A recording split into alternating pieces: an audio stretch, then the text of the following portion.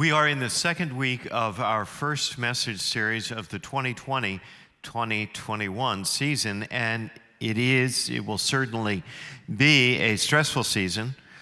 One of the challenges being how much more difficult it has become to treat people as we would like to treat them, as we would ideally like to treat them, given partisan politics and social distancing and everything else that's going on.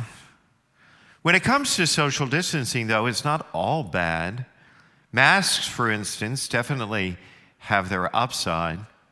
I found that when wearing a mask, I enjoy greater anonymity, which I especially appreciate in the grocery store. Whenever I run into people who know me in the grocery store, I can sense them or just obviously see them checking out what I'm buying. I mean, no kidding, staring into my shopping cart. And as a result, guilting me, shaming me out of getting some of the things I would otherwise get at the grocery store. But with the advent of masks, it's like total freedom. Nobody notices. I can do whatever I want. I did take this too far, though, recently. I got stuck in the checkout line behind a really annoying woman who was taking way too long checking out. And out of boredom, I started scanning the gossip tabloids that are displayed there, which honestly I would never otherwise ever do. Turned out I just couldn't resist. I mean, who knew how interested I would be on the latest sighting of the Loch Ness Monster? And the real reason Harry and Meghan moved to LA was fascinating.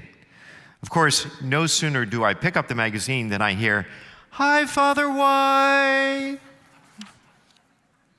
It's a stressful season for sure, and tends to, because there are so many uncertainties, right?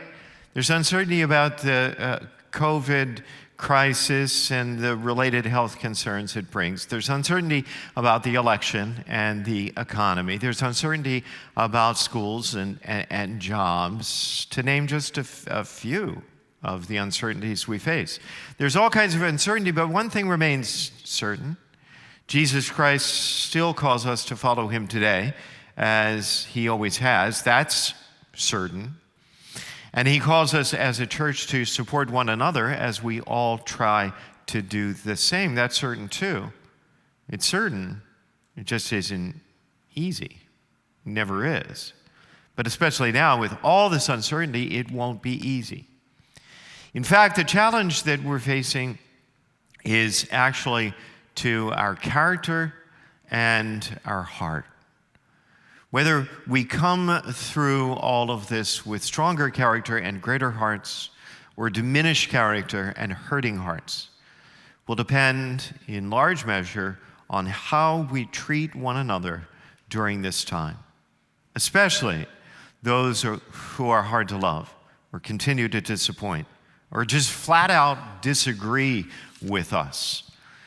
We all know that we want to be loving people, and we all know that we have room for improvement. There's a gap. And here's the thing. During this difficult period, that gap can grow if we're not careful.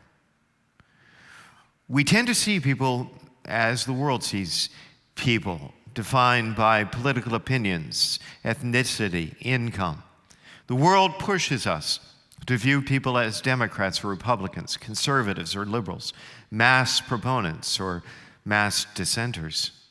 In short, the world drives us to dehumanize people into categories and classes and causes over which we can stand apart as distinct or even above as morally superior.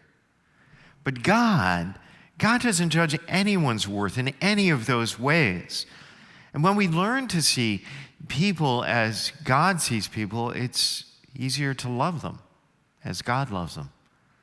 And that's what this series is all about. The goal of this series is to align our view of people with God's view. Last week, we looked at the fact that God has forgiven us a debt we cannot repay. So, when others hurt us or annoy us or just get in our way, Jesus teaches us to cancel their debt too. We love people best by forgiving them their faults and flaws and failures, just as God has forgiven us. Today's message follows logically, if unexpectedly, from last week's. And basically it's this. I'll give you the whole sermon in a sentence right up front. It comes down to don't play fair. Don't play fair. Fair means even, equitable, impartial. And it works well when it comes to sports and games, to money and commercial transactions. It works not at all when it comes to people. If you want to really grow in faith by loving people as Jesus asks us to love people, don't play fair. Fair doesn't work. Good people fail at relationships every single day because they're focused on fair.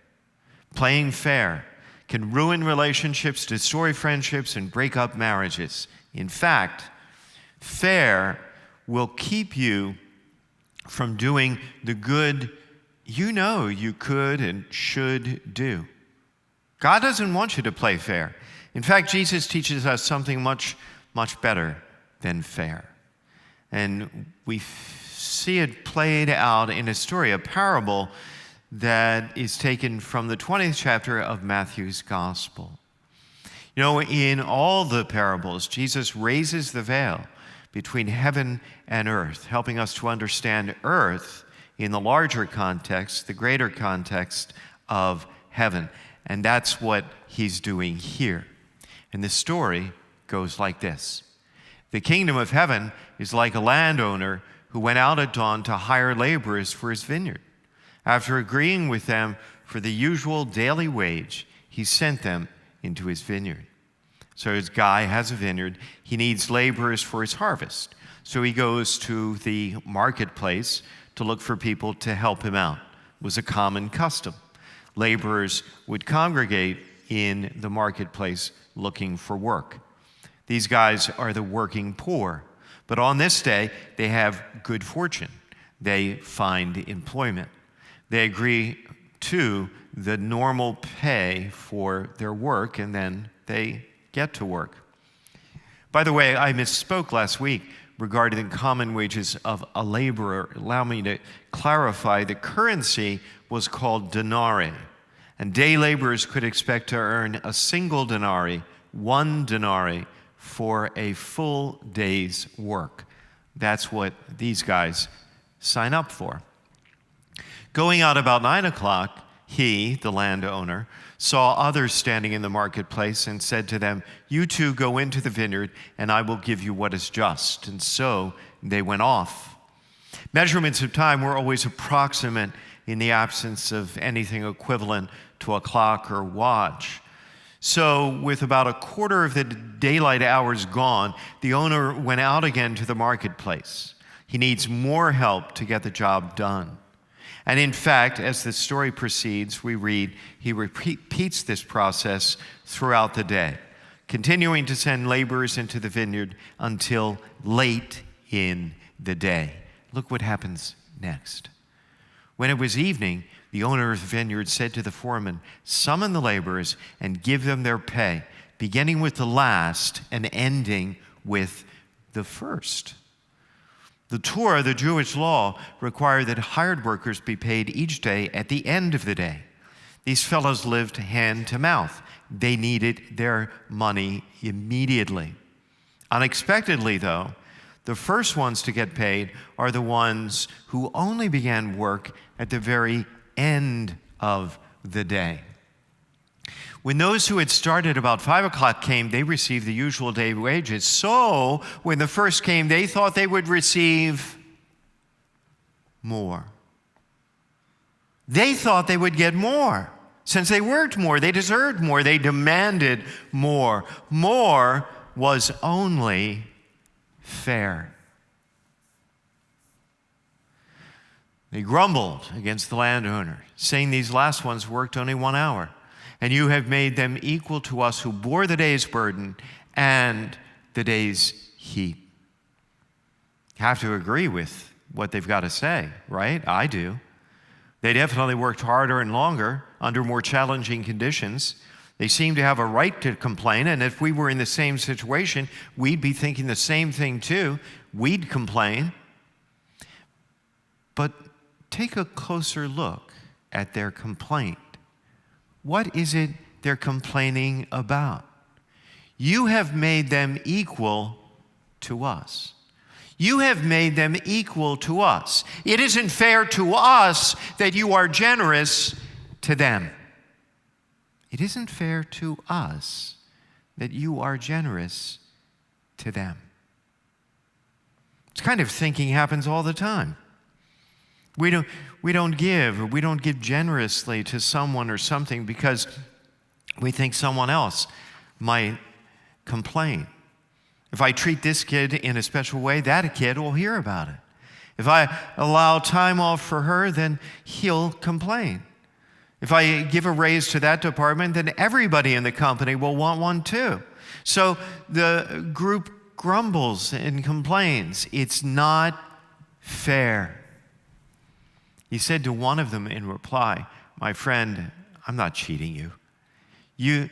Did you not agree with me for the usual daily wage? Take what is yours and go. What if I wish the last one the same as you?" He wasn't trying to insult the guys who worked throughout the course of the day. He paid them what was promised, which was the usual wage of 1 denarii. He gave them what they were owed.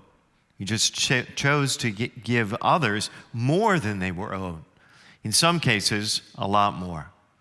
He doesn't want to insult the latter group, but he does question their motivation. Am I not free to do as I wish with my own money, or are you envious because I am generous? Another translation of the same verse introduces us to the famous phrase, evil eye. He says, is your eye evil because I am generous? That expression, the evil eye, was a common one, a Semitic idiomatic expression describing someone of ill intent up to no good, motivated by envy. The expression intends to remind us that envy can be a mighty wicked thing. That's why a distinction can be made between envy and jealousy. They're not necessarily the same thing. Jealousy is when you want something someone else has. Envy is when you want something someone else has and you don't want them to have it. Jealousy is a common reaction. It happens all the time. All of us experience jealousy. It's natural. It's normal. It's not necessarily a terrible thing. It can actually be a good thing if it motivates us into action and activity. Wanting what someone else has means you value it, you like it, you love it, you're willing to work toward it. God is jealous. God is jealous of your heart. He wants your heart.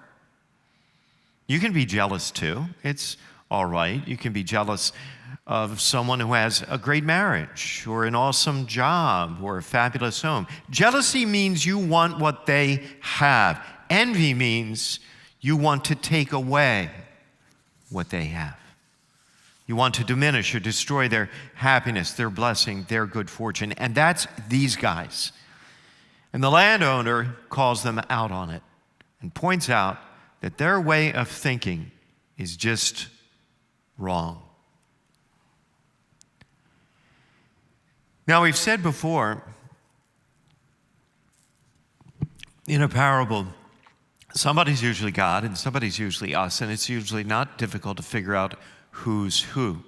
So the owner of the vineyard obviously represents God, but think about that. He isn't fair. That means God isn't fair. He doesn't play fair. Fair means even, equitable, impartial, and God isn't any of those things. God doesn't value fair. God values grace and mercy. Grace and mercy. God values unmerited favor, and he doesn't let fair get in the way. And that's the way he wants us to be, too. And I'll go ahead and admit it right up front. I'm no good at this. This does not come naturally to me, not at all. But let me share one recent example where I actually was somewhat good at it. Headed into this COVID season, I knew it was going to be difficult for everybody on our staff, as it is for everyone, but difficult in different ways for different people. Some people have pre-existing conditions. Some people have elderly parents. Some people have kids they must now homeschool. In the quarantine last spring, work schedules were a non-issue. They were a moot point, but now they're not. They're very much an open question. Fair would say everyone returns to the office, everybody works normal hours, period. But we didn't do that. We worked with each person on staff to try and figure out how to accommodate their schedules, their challenges, and their concerns. Another way to say this is a principle that we picked up from a pastor friend of ours at another church. He likes to say, do for one what you wish you could do for everyone. Do for one what you wish you could do for everyone. When there's an opportunity to generously give to another, don't use the excuse, I can't do this for everyone, so I'm not going to do it for anyone. Don't think like that. Make the difference you can make. Make the contribution you can make. Make the gift that you can make when and where you can make it. In fact, I want to offer this challenge this week. This week, at least once, just once. Go ahead and be generous. Be extravagantly generous. Be ridiculously generous. Be prodigiously generous with someone else in a way that you couldn't possibly repeat for others. It doesn't have to be with money. It can be with service or support, comfort or care. It can be the gift of your time. This week, be ridiculously generous just once and see how that feels. And don't let fair get in your way.